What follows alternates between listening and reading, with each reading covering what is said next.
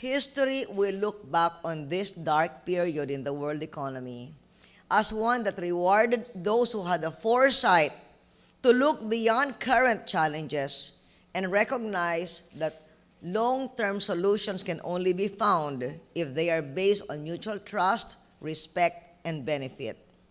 This first year of JPECC's implementation gives both the Philippines and Japan an opportunity to build on and reinforce the high level of existing cooperation between our two nations.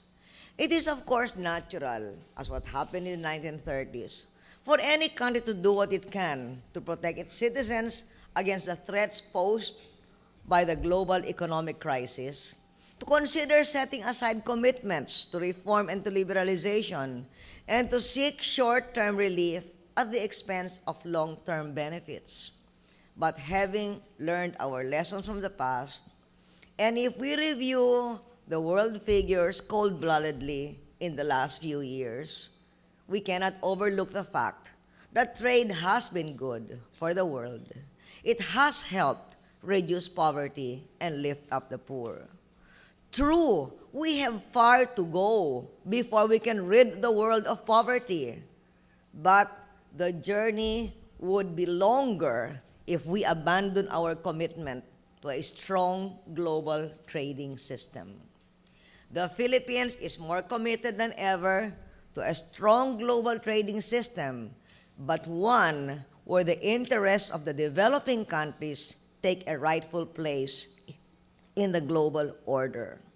And that is why I thank our speakers, I thank the Japanese Prime Minister for giving importance to the G20, because it is much more representative of the world than the G7 or the G8.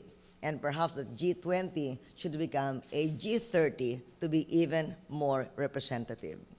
On the part of the Philippines, yes, as I said, it is natural to want to protect your citizens. And on our part, we have made sure that the way to protect our citizens is to focus our government resources on programs to see the poor through the lean times first.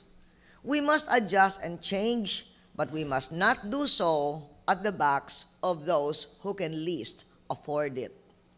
We have accelerated our assistance to the poor and our investments in 2009. That is our version of the economic stimulus. We call it an economic resiliency plan. These expenditures are not meant to break the bank, but to further stimulate our economy, to help our people, and to sustain the growth that has been so important to our economic success that has generated 8% GNP growth in 2007 and 6.1% GNP growth in 2008, when two-thirds of the world went into recession. If there is any bright side to the darkening world economy, it is this. We all have an opportunity to do things differently, to fix what hasn't worked, to repair what has worked, to experiment and innovate, and to unleash the creative spirit of all our peoples. We have the opportunity to create new industries, to clean our environment, save energy, and create new and rewarding jobs in the process. And I congratulate Japan for its pioneering work on this way back in the Kyoto Protocol. Today in the Philippines, I have an executive order on climate change. And every Friday is Anti-Climate Change Day. It is a day when I devote my own activities to making sure that we promote the work that has to be done to mitigate climate change. One of them is making sure that our government agencies across the board have their own solid waste management facilities.